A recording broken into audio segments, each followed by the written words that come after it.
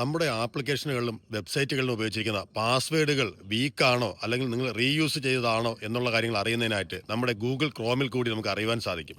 അപ്പോൾ ഇതിനായുള്ള ഓപ്ഷനുകൾ എടുത്ത് നോക്കുമ്പോൾ അതിനകത്ത് നിങ്ങൾ കാണിച്ചു തരും നിങ്ങളുടെ പാസ്വേഡ് വീക്കായിട്ടാണ് കിടക്കുന്നത്, ഇത് റീയൂസ് ചെയ്ത കേസുകളാണോ, ഇത് രണ്ടാമത് മറ്റൊരു സ്ഥലത്ത് ഉപയോഗിക്കാൻ സാധിക്കുമോ, അല്ലെങ്കിൽ ഇതെങ്ങനെ എഡിറ്റ് ചെയ്യണം എന്നുള്ള എല്ലാ കാര്യങ്ങളും ഈ ഒരു ഓപ്ഷനിൽ പോയി നമുക്ക് ചെയ്ത് നോക്കാൻ പറ്റും. അപ്പോൾ നിങ്ങളുടെ പാസ്വേഡുകൾ വീക്കാണോ എന്ന് ഇവിടെ കയറി പരിശോധിച്ച് നോക്കുക.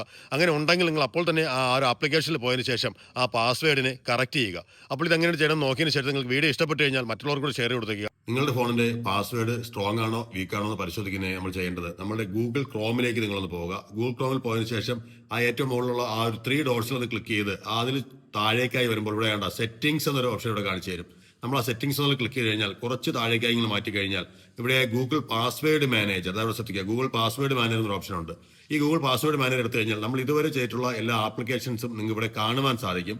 എന്നാൽ ഇതിനകത്ത് ഈ ആപ്ലിക്കേഷനിൽ ഏറ്റവും താഴെയായി ഇവിടെ കണ്ടോ നിങ്ങൾക്ക് ഇവിടെ ചെക്കപ്പ് എന്നൊരു ഓപ്ഷൻ ഉണ്ടാവും. ഇവിടെ ചെക്കപ്പ് എന്നൊരു ഓപ്ഷൻ കാണിക്കുന്നുണ്ടോ, നിങ്ങൾ ഈ ചെക്കപ്പിലേക്ക് ക്ലിക്ക് ചെയ്യുക.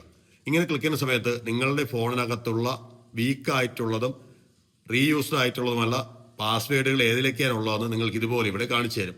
അപ്പോൾ ഇതിൽ നിന്നും നിങ്ങൾക്ക് റീയൂസ്ഡ് പാസ്വേഡ് ആണെങ്കിൽ അത് മാറ്റുന്നതിനുള്ള ഓപ്ഷൻ എടുക്കാം, വീക്ക് ആണെങ്കിൽ ആ വീക്ക് പാസ്വേഡിലേക്ക് പോകാം. അപ്പോൾ റീയൂസ് എന്നുള്ളതിൽ പോയി കഴിഞ്ഞാൽ അവിടെയായിട്ട് ഞാനിപ്പോൾ ഉപയോഗിച്ചിരിക്കുന്ന റീയൂസ് ചെയ്തിരിക്കുന്ന ഏതൊക്കെയാണ് ആപ്ലിക്കേഷൻ എന്ന് ഇവിടെ കാണിച്ചു തരും. അപ്പോൾ ഇത്തരത്തിൽ എടുത്തു കഴിഞ്ഞിട്ട് നമുക്ക് ഇവിടെ നിന്ന് വേണമെങ്കിൽ ഇവിടെ നമുക്ക് ചേഞ്ച് പാസ്വേഡ് എന്നുള്ളതിലേക്ക് കൊടുത്ത് എഡിറ്റ് ചെയ്യുവാൻ സാധിക്കും. പക്ഷേ ഇങ്ങനെ ചെയ്യാതെ നിങ്ങൾ ചെയ്യേണ്ടതെന്ന് പറയുന്നത് നേരെ ഈ ഏതൊരു ആപ്ലിക്കേഷൻ ആണോ ആ ആപ്ലിക്കേഷനിലേക്ക് പോവുക, അല്ലെങ്കിൽ ആ വെബ്സൈറ്റിലേക്ക് പോവുക.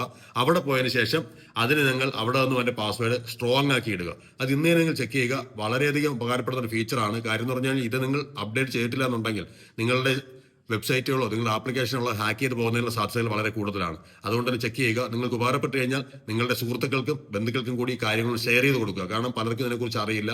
പലരും നമ്മളെ 1 2 3 4 പോലുള്ള പാസ്വേഡുകളൊക്കെ ഇട്ട് ഉപയോഗിക്കുന്ന ആൾക്കാർ ഇപ്പോഴും ഉണ്ടാവും.